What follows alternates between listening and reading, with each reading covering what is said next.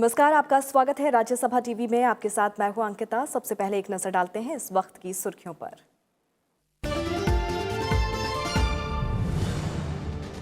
भारत और नेपाल के बीच जोगबनी विराटनगर एकीकृत चेकपोस्ट का शुभारंभ। अच्छे पड़ोसियों के साथ सभी तरह के संपर्क को सरल और आसान बनाने की प्रधानमंत्री नरेंद्र मोदी ने कही बात।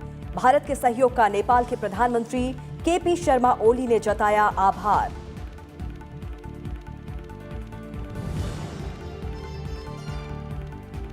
कश्मीर के युवाओं को बेहतर शिक्षा, कौशल और रोजगार मुहैया कराने पर केंद्र सरकार का जोर। श्रीनगर में केंद्रीय मंत्री मुख्तार अब्बास नकवी ने जनसभा को किया संबोधित। स्थानीय लोगों से मुलाकात कर केंद्र की योजनाओं का ज्यादा से ज्यादा लाभ उठाने की कही बात।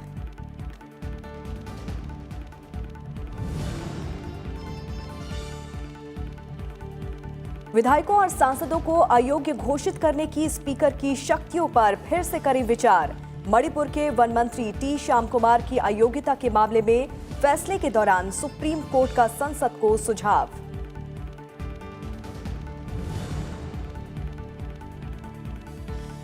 दिल्ली विधानसभा चुनाव के लिए नामांकन का आखिरी दिन। नई दिल्ली सीट से मुख्यमंत्री अरविंद केजरीवाल के खिलाफ बीजेपी ने सुनील यादव और कांग्रेस ने रोमेश सभरवाल को बनाया उम्मीदवार।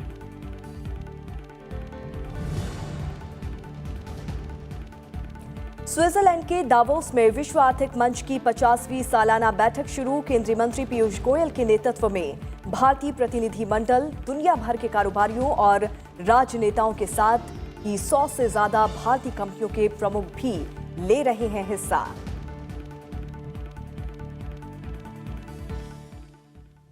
भारत की मदद से नेपाल सीमा पर बने जोगबनी विराटनगर एकीकृत चेकपोस्ट का आज शुभारंभ कर दिया गया।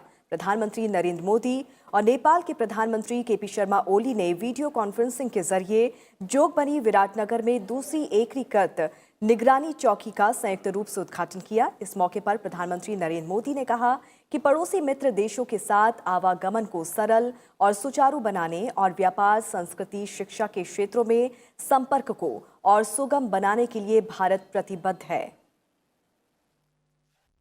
अच्छी कनेक्टिविटी हमारे जीवन को और नजदीक से जोड़ती है और हमारे दिलों के बीच नए रास्ते खोलती है।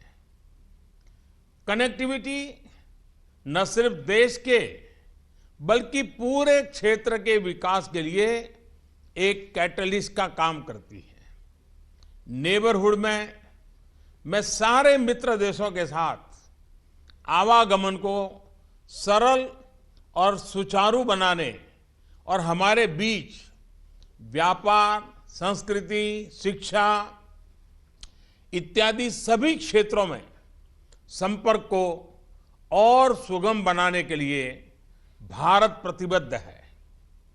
भारत और नेपाल कई क्रॉस बॉर्डर कनेक्टिविटी प्रोजेक्ट्स जैसे रोड, रेल और ट्रांसमिशन लाइन पर काम कर रहे हैं। हमारे देशों के बीच सीमा के प्रमुख स्थानों पर इंटीग्रेटेड चेक पोस्ट आपसी व्यापार और आवागमन को बहुत सुविधाजनक बना रही है। एक्सेलेंसी, आईसीपी बनाने के प्रथम चरण में हमने बीरगंज और विराटनगर में आईसीपी के विकास का निर्णय लिया था। बीरगंज की आईसीपी का हमने 2018 में उद्घाटन किया और अब विराटनगर में भी आईसीपी का शुरू हो जाना हम सब के लिए बहुत हर्ष का विषय है। भारत की और रक्सौल और जोगबनी में पहले से ही यह सुविधा उपलब्ध है। मुझे पूरा विश्वास है कि आने वाले वर्षों में हम ऐसी और कई आधुनिक सुविधाओं का विकास करेंगे। प्रधानमंत्री नरेंद्र मोदी ने नेपाल में आए भूकंप का जिक्र करते हुए कहा कि दुख की घड़ी में भारत पड़ोसी देश के साथ कंधे से कंधा मिलाकर खड़ा रहा। उन्होंने कहा कि भारत नेपाल सहयोग के तहत 50,000 से 45,000 घरों का निर्माण हो चुका है। उन्होंने उम्मीद जताई कि बाकी घरों का निर्माण भी शीघ्र पूरा होगा। हर भारतीय को गर्व है कि इस त्रासदी के दुखद परिणामों का सामना हमारे नेपाली भाइयों और बहनों के साहस के साथ किया। बचाव और सहायता में फर्स्ट रिस्पॉन्डर की सक्रिय भूमिका के बाद भारत पुनर्निर्माण में अपने नेपाली साथियों के साथ कंधे से कंधा मिलाकर खड़ा रहा है। निकटतम पड़ोसी और मित्र के नाते यह हमारा कर्तव्य था और इसलिए गोरखा और नोवाकोट जिलों में घरों के पुनर्निर्माण में अच्छी प्रोग्रेस देखकर मुझे बहुत संतोष मिला। हमारी कोशिश रही है कि हम इन घरों को बिल्ड बैक बेटर के सिद्धांत पर बनाएंगे और अर्थक्वेक रेजिलिएंट टेक्निक्स इसके इस्तेमाल से ये मजबूत और टिकाऊ बने।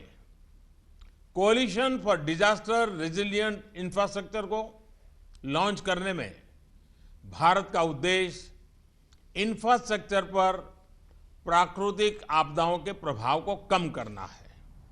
यह बहुत संतोष का विषय है कि भारत नेपाल सहयोग के अंतर्गत 50,000 में से 45,000 घरों का निर्माण हो चुका है। हमारी आशा है कि बाकी घरों का निर्माण भी शीघ्र पूरा होगा और इन घरों को नेपाली भाइयों और बहनों को जल्दी ही समर्पित किया जाएगा।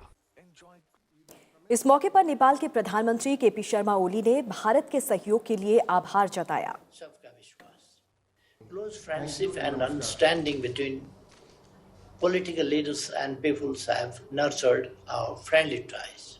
Moreover, timely completion of development projects, especially those providing a direct benefit to the peoples, has added a momentum to our relationship. We need to continue our close cooperative relationship and partnership in the days ahead for the benefit of our two countries and people. Jogbani Viratnagar अंतर्राष्ट्रीय व्यापार केंद्र दोनों देशों के बीच व्यापार का महत्वपूर्ण स्थान है। यहाँ विदेशी नागरिकों के आव्रजन, माल के निर्यात और आयात संबंधी सभी आधुनिक सुविधाएं मौजूद हैं। भारत परंपरागत रूप से नेपाल का सबसे बड़ा व्यापारिक साझेदार है और जोगबनी विराटनगर दोनों देशों के बीच महत्वपूर्ण व्यापार बिंदुओं में से एक है। इस निर्माण से भारत और नेपाल के बीच संबंधों को और मजबूती मिलेगी। पहला आईसीपी रक्सौल बीरगंज में 2018 में बनाया गया था।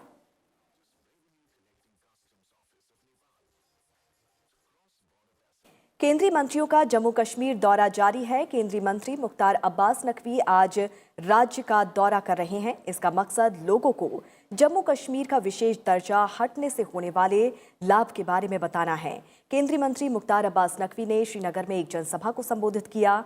उन्होंने कहा कि केंद्र सरकार युवाओं की बेहतर शिक्षा, कौशल और रोजगार मुहैया को लेकर प्रतिबद्ध है।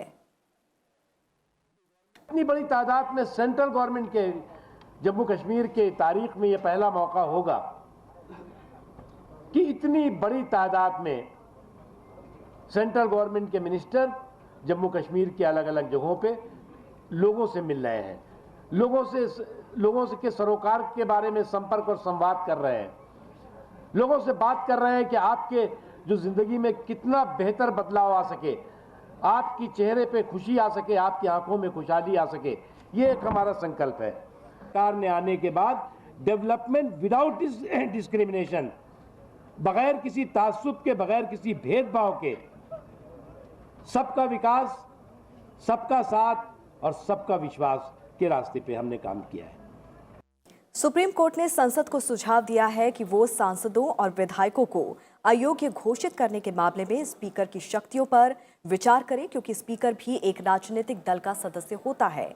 मणिपुर के वन मंत्री टी श्याम कुमार की अयोग्यता के मामले में फैसला सुनाते हुए सुप्रीम कोर्ट ने सुझाव दिया कि ऐसे मामलों की सुनवाई के लिए स्वतंत्र व्यवस्था बनाई जा सकती है।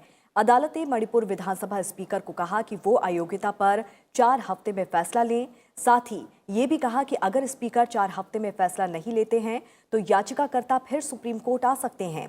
कांग्रेस विधायकों फजल रहमान और मेघचंद्र ने वन मंत्री श्याम कुमार को अयोग्य ठहराए जाने के लिए सुप्रीम कोर्ट का रुख किया था। वन मंत्री श्याम कुमार कांग्रेस के टिकट पर मणिपुर विधानसभा के लिए चुने गए थे, लेकिन बाद में वो बीजेपी में शामिल हो गए और मंत्री बने।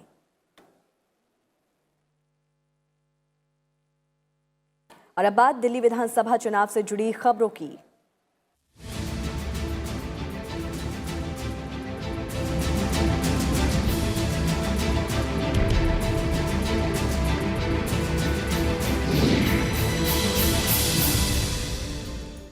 दिल्ली विधानसभा चुनाव के लिए नामांकन दाखिल करने की आज आखिरी तारीख है। नामांकन पत्रों की जांच 22 जनवरी को होगी, जबकि नाम वापसी की अंतिम तारीख 24 जनवरी है। मतदान 8 फरवरी को और मतगणना 11 फरवरी को होगी। सोमवार को 343 उम्मीदवारों ने अपने पर्चे दाखिल किए। विधानसभा में नेता विपक्ष विजेंद्र गुप्ता के अलावा बीजेपी के ओपी शर्मा ने नामांकन पत्र दाखिल किए। कांग्रेस के अरविंदर सिंह लवली, हारून यूसुफ, अलका लांबा समेत अन्य उम्मीदवारों ने भी कल पर्चे दाखिल किए। इस बीच दिल्ली विधानसभा चुनावों के लिए बीजेपी और कांग्रेस ने उम्मीदवारों की दूसरी लिस्ट जारी कर दी है। बीजेपी की ओर से देर रात जारी लिस्ट में 10 और सीटों पर प्रत्याशियों के नाम का ऐलान कर दिया गया है। दिल्ली बीजेपी के युवा मोर्चा के अध्यक्ष सुनील यादव को नई दिल्ली सीट से मुख्यमंत्री अरविंद केजरीवाल के खिलाफ मैदान में उतारा गया है। सूची में बीजेपी प्रवक्ता तेजेंद्र पाल सिंह बग्गा का नाम भी शामिल है। उन्हें हरिनगर से टिकट दिया गया है। बीजेपी 57 उम्मीदवारों के नाम का ऐलान पहले ही कर चुकी है, तो वहीं कांग्रेस ने आज 5 उम्मीदवारों की तीसरी लिस्ट भी जारी कर दी। इनमें ओखला विधानसभा सीट से परवेज हाशमी का नाम शामिल है। इससे पहले पार्टी ने सोमवार को 7 उम्मीदवारों की दूसरी लिस्ट जारी की थी। नई दिल्ली सीट से पार्टी ने रमेश सभरवाल को मैदान में उतारा है। सभरवाल दिल्ली के मुख्यमंत्री अरविंद केजरीवाल के खिलाफ चुनाव लड़ेंगे। कांग्रेस अब तक 66 सीटों पर अपने उम्मीदवारों के नाम का ऐलान कर चुकी है।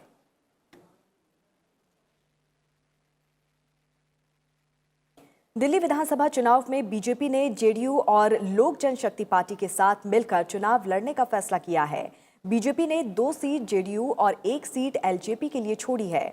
बुराड़ी और संगम विहार सीट पर जेडीयू के उम्मीदवार होंगे, तो वहीं सीमापुरी विधानसभा सीट पर एलजेपी अपने उम्मीदवार को उतारेगी।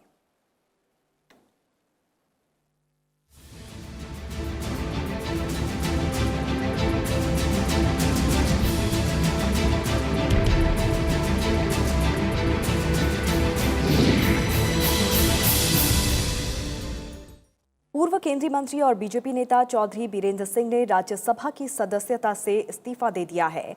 एक आधिकारिक पत्र में ये जानकारी दी गई है। पत्र में कहा गया है कि राज्यसभा के सभापति एम वेंकैया नायडू ने चौधरी बीरेंद्र सिंह का इस्तीफा स्वीकार भी कर लिया है। 2 अगस्त 2016 को वो तीसरी बार राज्यसभा के सदस्य बने थे और उनकी सदस्यता 1 अगस्त 2022 को समाप्त होनी थी।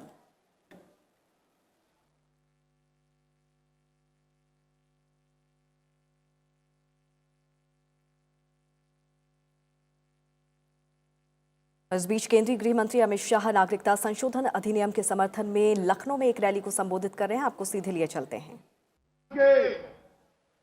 यशस्वी मुख्यमंत्री योगी आदित्यनाथ जी, मैं जब उत्तर प्रदेश में प्रभारी के रूप में काम करता था, तब से मेरे सहयोगी उत्तर प्रदेश के संगठन की विकास यात्रा के साक्षी, उत्तर प्रदेश भारतीय जनता पार्टी के अध्यक्ष श्रीमान स्वतंत्र देव सिंह जी, उत्तर प्रदेश शासन के लोकप्रिय उप मुख्यमंत्री श्री केशव प्रसाद मौर्य जी, डॉक्टर दिनेश शर्मा जी, उत्तर प्रदेश संगठन के संगठन मंत्री श्रीमान सुनील बंसल जी, प्रदेश के उपाध्यक्ष श्री जेपीएस राठौड़ जी, क्षेत्रीय अध्यक्ष श्री सुरेश तिवारी जी और आज इस सभा में उपस्थित विधायक, सांसद, पार्षद और आज लखनऊ के इस मैदान में दूर दूर तक जहां तक नजर जाती है मुंड ही मुंड दिखाई पड़ते हैं। इस सभा में उपस्थित प्यारे भाइयों बहनों माताओं और मेरे जिगर के टुकड़े जैसे युवा मित्रों, आज भारतीय जनता पार्टी के जन जागरण अभियान के लिए मैं आज आप सबके बीच में आया हूं। मित्रों, ये जन जागरण अभियान कोई बड़े वैचारिक आंदोलन होते हैं तब होता है, चुनाव होते हैं तब होता है। अभी और आगे बढ़ते हैं। बीजेपी के वरिष्ठ नेता जेपी नड्डा को भारतीय जनता पार्टी का नया अध्यक्ष चुन लिया गया है। पार्टी की परंपरा के अनुसार उन्हें 3 वर्षों के लिए बीजेपी का अध्यक्ष चुना गया है। उन्होंने लंबे समय से पार्टी की कमान संभाल रहे अमित शाह का स्थान लिया है। पार्टी के 11वें राष्ट्रीय अध्यक्ष बने नड्डा अभी तक बीजेपी के कार्यकारी अध्यक्ष थे। नड्डा के समर्थन में 21 राज्यों के प्रदेश अध्यक्षों ने नामांकन पत्र चुनाव अधिकारी राधा मोहन सिंह के पास जमा किया। भाजपा संसदीय बोर्ड के सदस्यों के अलावा भाजपा के पूर्वाध्यक्ष राजनाथ सिंह, नितिन गडकरी और अमित शाह की ओर से जेपी नड्डा के समर्थन में प्रस्ताव पेश किया गया। साथ ही भाजपा शासित राज्यों के मुख्यमंत्रियों और उप मुख्यमंत्रियों की तरफ से भी प्रस्ताव दिया गया। नड्डा की नियुक्ति के बाद बीजेपी मुख्यालय में सम्मान समारोह रखा गया, जिसमें प्रधानमंत्री नरेंद्र मोदी, गृहमंत्री अमित शाह, राजनाथ सिंह, नितिन गडकरी, पार्टी के वरिष्ठ नेता लालकृष्ण आडवाणी, मुरली मनोहर समेत पार्टी के सैकड़ों कार्यकर्ता मौजूद थे। इस अवसर पर प्रधानमंत्री नरेंद्र मोदी ने जेपी नड्डा को पार्टी अध्यक्ष बनने पर बधाई दी। उन्होंने कहा कि कभी हम एक ही स्कूटर पर बैठकर काम करते थे। उन्होंने कहा कि हम सबके लिए अत्यंत गौरव का विषय है कि राजनीति में जिन आदर्शों और मूल्यों को लेकर हम चले थे, उन्हीं को लेकर और राष्ट्र की आशा आकांक्षाओं को लेकर भाजपा ने अपने आप को ढाल लिया है। प्रारंभ से ही पार्टी का स्वभाव रहा कि पार्टी हॉरिजॉन्टली जितना विस्तार कर सके करते रहना और कार्यकर्ता का वर्टिकल डेवलपमेंट होते रहना चाहिए। तो एक प्रकार से समक्षितिज विस्तार होता चले और दूसरी तरफ कार्यकर्ता का विकास नई नई ऊंचाइयों को पार करता चले। और उसी परंपरा का परिणाम है कि आज भी भारतीय जनता पार्टी को लगातार नई नई पीढ़ी मिलती चली जा रही है और जो अपने कालखंड में उत्तम से उत्तम सेवा करके पार्टी को आगे बढ़ाने में सफल होती है। भारतीय जनता पार्टी के अध्यक्ष के गौरवशाली पद की परंपरा में नड्डा जी 11वें अध्यक्ष बनकर हम सबका आने वाले दिनों में मार्गदर्शन करने वाले हैं। मैं नड्डा जी को हृदय से देश के करोड़ों कार्यकर्ताओं की ओर से बहुत बहुत बधाई देता हूं और शुभकामनाएं देता हूं कि नड्डा जी आइए, आप मोदी जी के नेतृत्व में पूरी पार्टी का मार्गदर्शन करिए और पूरी पार्टी को अनछुए लक्ष्यों तक ले जाने का आपको प्रभु सफलता दे। मैं आभार व्यक्त करने के लिए खड़ा हुआ हूं। जो प्रेम, जो विश्वास, जो सहयोग आपने मुझ पर किया है, उसके लिए मैं तहे दिल से आप सबका हार्दिक धन्यवाद करता हूं। मैं धन्यवाद करता हूं आदरणीय प्रधानमंत्री जी का, जिन्होंने मुझ पर विश्वास किया है कि विश्व की सबसे बड़ी पार्टी, इस पार्टी के काम को संभालने का और इसको आगे ले चलने का जो उन्होंने विश्वास व्यक्त किया है, उसके लिए मैं तहे दिल से उनका धन्यवाद करता हूं।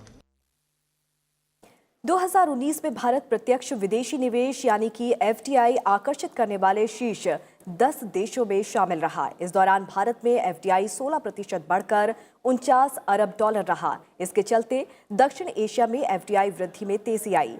संयुक्त राष्ट्र व्यापार एवं विकास संगठन द्वारा तैयार वैश्विक निवेश रिपोर्ट में कहा गया है कि 2019 में वैश्विक स्तर पर प्रत्यक्ष विदेशी निवेश 1% गिरकर $1,390 अरब रहा। 2018 में ये $1,410 अरब पर था। इसमें कहा गया है कि वृहद आर्थिक प्रदर्शन में कमजोरी और व्यापार तनाव समेत नीतिगत मोर्चे पर अनिश्चितता से निवेश में गिरावट आई है। रिपोर्ट में कहा गया है कि विकासशील अर्थव्यवस्थाओं ने वैश्विक एफडीआई का आधे से ज्यादा हिस्सा आकर्षित किया है। दक्षिण एशिया में प्रत्यक्ष विदेशी निवेश 2019 में 10% बढ़कर $60 अरब पर पहुंच गया है। इसमें भारत की अहम भूमिका रही है। रिपोर्ट में बताया गया है कि भारत में एफडीआई निवेश 2019 में 16% बढ़कर $49 अरब पर पहुंचने का अनुमान है। वहीं 2018 में $42 अरब का विदेशी निवेश दर्ज किया गया था।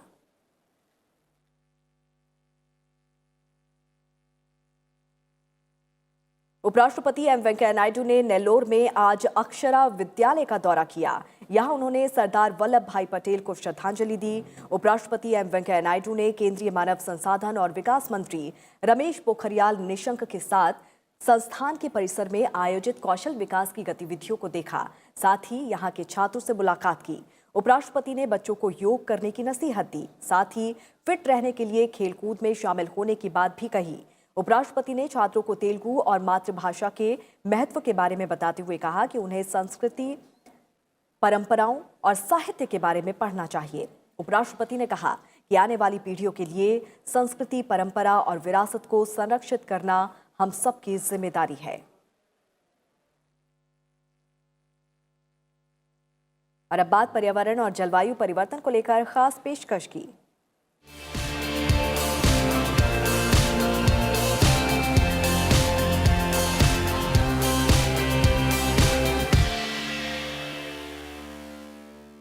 अफगानिस्तान के बामियान प्रांत के पुरातात्विक खजाने को पहले जिहादियों ने बम से उड़ाया और अब जलवायु परिवर्तन नई चुनौती बनकर सामने आ रही है। हिंदू कुश पर्वतमाला के बीच में बसी बामियान घाटी में सदियों पुरानी बुद्ध की मूर्तियां तबाह होने के बाद आज भी कई गुफाओं में मंदिर, मठ और बुद्ध की पेंटिंग मौजूद हैं। विशेषज्ञों का कहना है कि पहले सूखा और उसके बाद भारी बारिश और बर्फ के अत्यधिक पिघलने से ऐतिहासिक कला और वास्तुकला के लिए जोखिम पैदा हो गई है। 2016 में संयुक्त राष्ट्र की रिपोर्ट में ढांचे के गिरने और उसके गंभीर कटाव को लेकर चेतावनी दी गई थी। रिपोर्ट में इसे सीधे जलवायु परिवर्तन से जोड़ा गया था। रिपोर्ट के मुताबिक यहां मौसम में बड़ा बदलाव आया है, जिसकी वजह से यहां कटाव तेज हो गया है।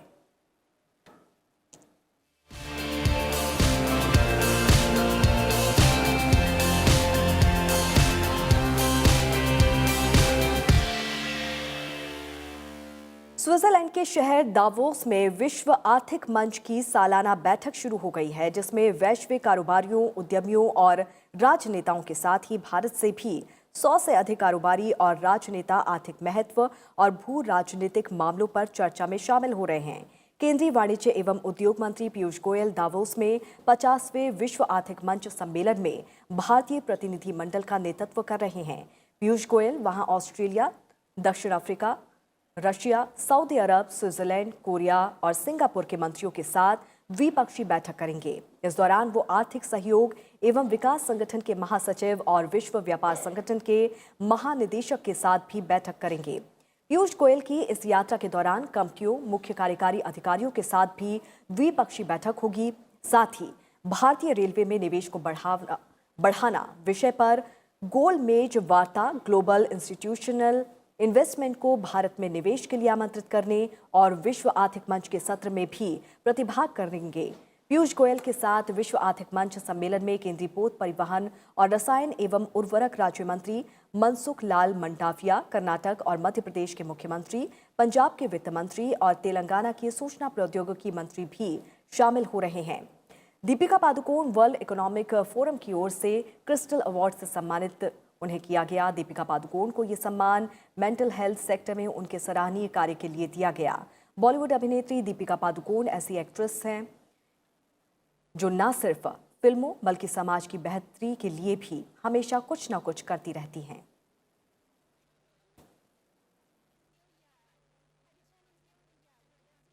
संक्रामक रोगों पर चीन के एक शीर्ष विशेषज्ञ ने सार्स जैसे वायरस के मनुष्यों के बीच संक्रमण की पुष्टि की है, जो देश भर में फैल चुका है।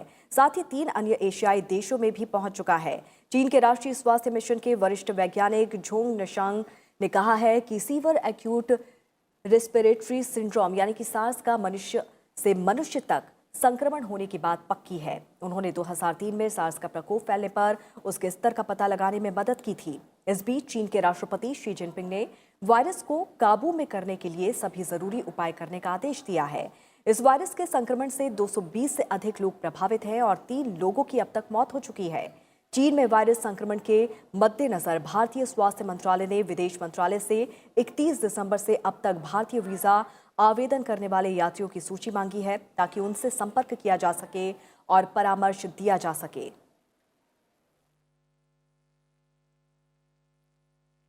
मेघालय, मणिपुर और त्रिपुरा राज्यों का आज स्थापना दिवस है और इस मौके पर राष्ट्रपति, उपराष्ट्रपति और प्रधानमंत्री ने बधाई दी है।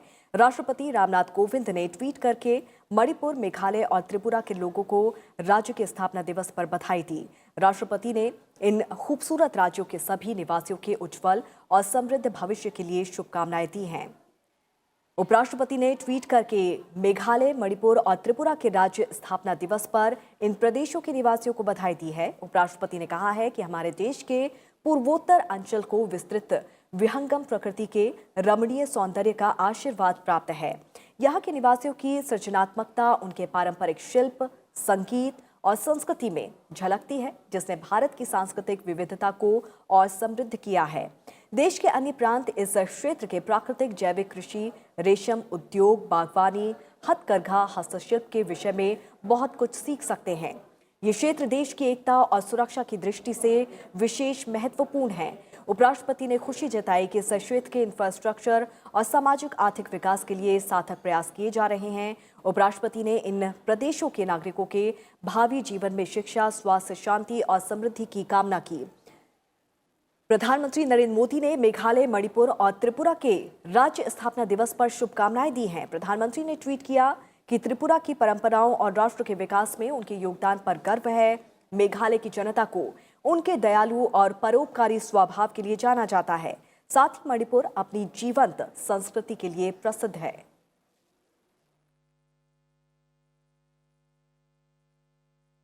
और इसी के साथ इस बुलेटिन में फिलहाल इतना ही। अंत में एक नजर डाल लेते हैं प्रमुख शहरों के मौसम के हाल पर। नमस्कार।